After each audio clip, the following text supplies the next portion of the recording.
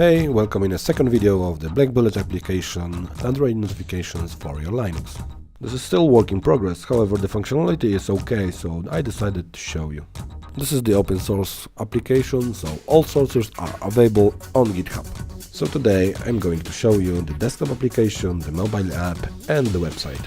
We are starting desktop and mobile application and we'll get to the web application later on. Right now I'm going through the registration process and after that I will be asked about permission to receive notifications.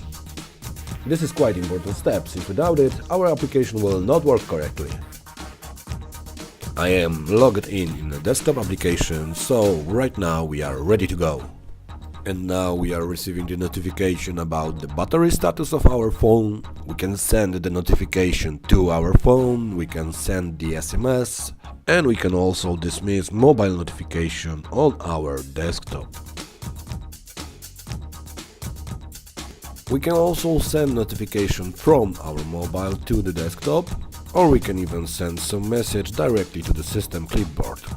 You can also share content from various places using standard Android share button, which is pretty handy. The same functionality is currently available through the web portal.